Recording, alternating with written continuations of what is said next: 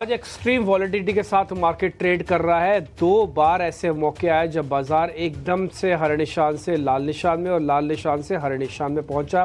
देखते ही देखते आप समझ भी नहीं पाएंगे इतने में तो मार्केट स्विंग कर गया। ये जो आप माउंटेन्स देख पा रहे हैं कुछ ऐसे ही है। स्टार्टिंग बहुत स्ट्रांग थी लेकिन उसके बाद एक स्टीप फॉल तेजी से गिरे और बीच का जो एक माउंटेन अभी आपने चार्ट्स में देखा वो सडन स्पाइक का था। बाद में उतनी ही स्पीड से हम नीचे आ गए और कंसोलिडेट कर रहे हैं। मार्केट शैलो है, दो चीज़ों के बीच में घिरा हुआ है। घिरा इसलिए भी हुआ है क्योंकि फॉलो बाइंग नहीं है। बार बार बोलना ठीक नहीं है। आप सारे पॉइंट्स वही समझ लीजिए जो हम सुबह भी डिस्कस करते हैं और दोपहर या कल परसों भी हमने डिस्कशन किया, उसमें किसी तरह का कोई बदलाव नहीं।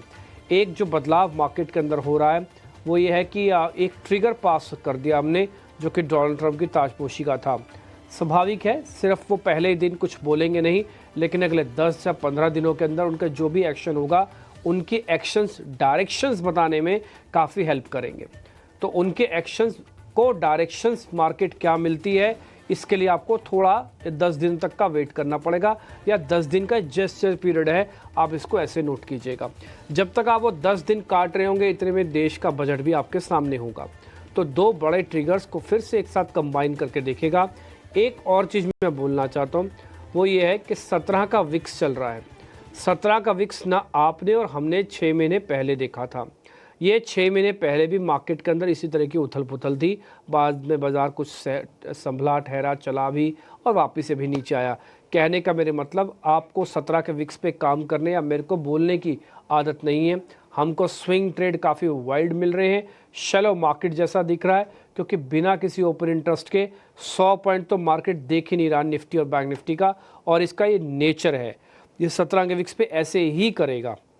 दूसरा इंपॉर्टेंट पॉइंट, अभी लीडरशिप क्राइसिस भी मार्केट के अंदर आ रहा है, वो आपको साफ दिख रहा है। कोई भी बड़ा प्लेयर ऐसा नहीं है जो बाजार को एक तरफा पकड़ के ले जाए।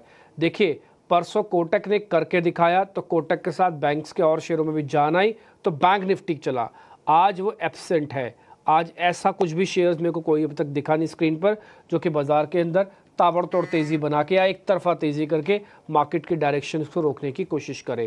खैर, और भी बहुत सारी चीज़ें हैं जो हम डिस्कस करेंगे। आपका मकसद एक है, आपका भी मकसद एक ही है कि मार्केट से पैसा बनाना, और हमारा भी काम यही है कि चीज़ों को सरलता से आपके सामने रखना। जब मकसद एक हो, चीज़ें एक हो, तो हम सबको एक ही हो जाना चाहिए। तो आज मेहमानों से हम एक एक करके सारे पॉइंट्स पता करेंगे। राजेश सर नमस्ते, बहुत शुक्रिया, थैंक यू वेरी मच। क्या हो गया है मार्केट को? क्या हो गया है सर मार्केट को? गुड आफ्टरनून डिम्पी जी। तो देखिए, मार्केट ने पिछले 2-3 दिनों में जरूर एक ये दिखाया कि कहीं ना कहीं मार्केट संभलने की कोशिश कर रहा है, लेकिन आज जिस तरीके से सेलिंग देखने को मिली और वॉलेटिलिटी जो कि आपने अभी भी बताया कि 17 के विक्स पे है, तो वॉलेटिलिटी काफी हाई हुई और अल्टीमेटली वे दिख रहा है क्योंकि पुराने स्विंग लो थे आज उसको अब वापस रिटेस्ट करते हुए दिख रहा है। तो हमें लगता है कि देखिए, मार्केट ने कोशिश जरूर करी, अटेम्प्ट जरूर करा था एक ओवरसोल्ड ट्रेजेक्टरी से निकलने का, लेकिन वो निकल नहीं पाया। और अब जो स्विंग लो बने थे करीब 23,045 23,050 के आसपास के, वो भी अब चैलेंज होते हुए दिख रहे हैं। तो हमें लगता है अगर ये लेवल टूटते हैं तो फिर ये डाउन साइड 22,800 की तरफ फिर ओपन होते हुए दिखेगी, क्योंकि हम अटेम्प्ट जो करे थे पुल बैक के उसमें 23,400 23,450 मेजर सप्लाई जोन था, उसको क्रॉस करने में कामयाब नहीं हुए।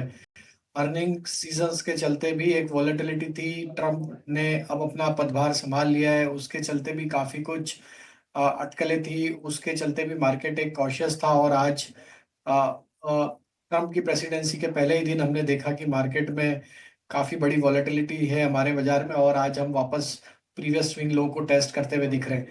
तो 23,050 के नीचे अगर हम फिसलते हैं तो ये तो फिर 22,900 22,800 की तरफ भी फिसलते हुए दिख सकता है। ऊपर में जो मेजर अब रेजिस्टेंस बना हुआ है वो करीब 23,200 250 की जोन में ही है।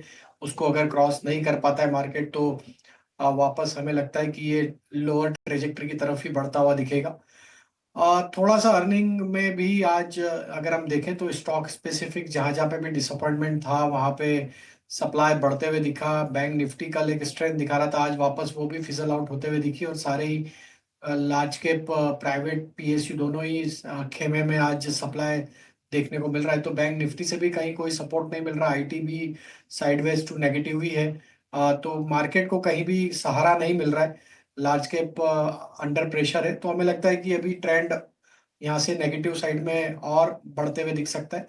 तो अभी थोड़ा लाइट ही रहना चाहिए पोजीशन में, क्योंकि मार्केट में काफी अनसर्टनिटी और वॉलेटिलिटी अभी भी बनी हुई है।